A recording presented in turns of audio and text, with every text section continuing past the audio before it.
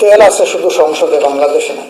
জ্বালানি তেলের সংকটের কথা তুলে ধরতে গিয়ে বিরোধী দলীয় নেতা ও বাংলাদেশ জামায়াত ইসলামের আমির শফিকুর রহমান বলেছেন, এনার্জিতে এখন হাহাকার।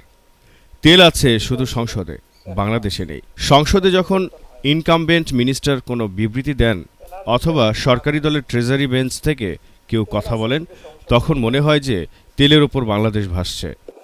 সংসদে যখন ইনকামবেন্ট মিনিস্টার কোনো বিবৃতি দেন অথবা সরকারি দলের ট্রেজারি বেঞ্চ থেকে কেউ কথা বলেন, তখন মনে হয় যে তেলের উপর বাংলাদেশ ভাসছে। শুধু কিছু অসৎ চুপচুপটা মানুষের কারণে আমরা সমস্যায় পড়ে গেছি। শনিবার সকালে রাজধানীর কৃষিবিদ ইনস্টিটিউট অব বাংলাদেশ মিলনায়তনে এক সেমিনারে শফিকুর রহমান কথা বলেন। বাংলাদেশের কৃষিতে বিশ্ব জ্বালানি সংকটের প্রভাব উত্তরণের উপায় শীর্ষক এই সেমিনারের আয়োজন করে এগ্রিকালচারিস্ট ফোরাম অব বাংলাদেশ। সেমিনারে সভাপতিত্ব করেন ফোরামের সভাপতি অধ্যাপক এটিএম মাহবুব ইলাহি। সেমিনারে জামায়াতের আমির শফিকুর রহমান বলেন, গাড়ি নিয়ে ঘন্টার পর ঘন্টা, কিলোমিটারের পর কিলোমিটার লাইনে দাঁড়িয়েও মানুষ তেল পাচ্ছে না, কিন্তু কালোবাজারে 2.5-3 গুণ বেশি দামে সেই তেল বিক্রি হচ্ছে। তবে মাঝে মধ্যে কিছু লোক দেখানো অভিযান চালানো হচ্ছে, সিন্ডিকেটের খুঁটির জোরে এসব হচ্ছে। ওখানে শুধু মোটরসাইকেল একটু কম দেখলাম, কিন্তু গাড়ির কোনো অভাব দেখলাম না। কিলোমিটার্স আফটার কিলোমিটার্স একের পিছনে আরেকজন লাইন দিয়ে দাঁড়ায় আছে, স্টিল ওইগুলো মুভ করছে না। কার এমন গরজ লেগেছে 5 ঘন্টা 7 ঘন্টা 8 ঘন্টা কিউতে দাঁড়াইয়া এখান থেকে বাড়তি তেল নেবে? তার ডিমান্ডটাই পাচ্ছে না। একদিকে এই দৃশ্য, আরেকদিকে চুরাই বাজারে 2.5 গুণ দামে আবার 3 গুণ দামে সেই তেল আবার বিক্রি হচ্ছে। এরা কারা?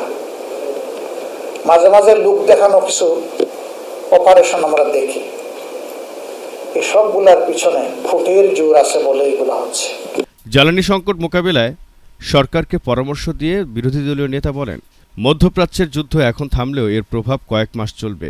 এই অবস্থায় সরকারের উচিত পর্যাপ্ত বাফার স্টক গড়ে তোলা। তিনি বলেন, ন্যূনতম 60 থেকে 90 দিনের মজুদ নিশ্চিত করতে হবে। সিন্ডিকেট ভেঙে দিয়ে স্বল্প, মধ্য ও দীর্ঘমেয়াদী পরিকল্পনায় বিকল্প জ্বালানি উৎপাদনে এগোতে হবে। মরার উপরে খাড়ার ঘা, বাইরে থেকে 3 গুণ 2.5 গুণ দামে যে তেল কিনতেছেন, টাকা তো যাচ্ছেই পকেট থেকে। বাড়তি ওই তেলের সাথে বেজাল কি মিশিয়ে বিক্রি করতেছে তাকে জানে। এবং অনেকেই এখন কমপ্লেন করছেন, তেল তো বললাম, গাড়ির তো চাকা ঘুরে না। দেশের স্থলভাগেও আল্লাহ তাআলা যে অপূর্ব সম্পদ মাটির নিচে দিয়েছেন, সেগুলো সব ক্ষেত্রে প্রপারলি তোলা হচ্ছে না। আমাদের বাপেক্স আছে, পড়ে আছে। তাদের এক্সপার্টাইজটা আমরা কেন, তাদের স্কিলটা কেন আমরা ডেভেলপ করছি না? আবার তাদের সাথে যখন ইন্টিমেট অ্যাটমসফিয়ারে কথা বলার সুযোগ হয়, তখন বলা হয় যে আমাদেরকে তো ফ্রোজেন করে রাখা হয়েছে। যেটুকু আমাদের স্কিল আছে এটাও তো ইউটিলাইজ করতে দেওয়া হচ্ছে না। এটা দিলে তো কাজের মধ্য দিয়ে আমাদের স্কিল বেড়ে যেত। কেন? এখানে ভেস্টেড ইন্টারেস্টের প্রশ্ন। দেশের বড় বড় সিন্ডিকেটের পেছনে অতীতের মতো বর্তমানেও ক্ষমতাসীনদের হাত রয়েছে অভিযোগ করে জামায়াত আমির বলেন, উন্নত দেশগুলো তরল ও গ্যাসভিত্তিক জ্বালানির উপর নির্ভরতা কমিয়ে একদিকে পরিবেশ দূষণ রক্ষা পাচ্ছে, অন্যদিকে পরনির্ভরশীলতা কমাচ্ছে। বাংলাদেশে সে উদ্যোগ দেখা যাচ্ছে না। এখানেও ঘুরে ফিরে রাজনৈতিক সিন্ডিকেট রয়েছে। ব্যাংকিং খাত নিয়ে উদ্বেগ প্রকাশ করে শফিকুর রহমান বলেন, ব্যাংকিং খাত তো একেবারেই লুটেপুটে খেয়ে দিয়ে হজম করে শেষ করে দেওয়ার উপক্রম হয়েছে। এগুলোকে চেক দেওয়ার জন্য সংসদে গত সরকারের কতগুলো অধ্যাদেশ ছিল, খুবই জরুরি ছিল এগুলো পাশ করা। ট্রান্সপারেন্সির জন্য বিশেষ করে দুদক কমিশন, স্বাধীন দুদক কমিশন গঠন, যেটা কিন্তু এটাই ঠেকিয়ে দেওয়া হচ্ছে। মতলব হচ্ছে দেশ চলবে আগের কায়দায়। বিএনপি সরকারকে সাম্প্রতিক অতীত থেকে শিক্ষা নিতে বলেন জামায়াত আমির। তিনি বলেন, পাপ তো বাপকেও ছাড়ে না, ক্ষমতা মানুষকে অন্ধ করে ফেলে।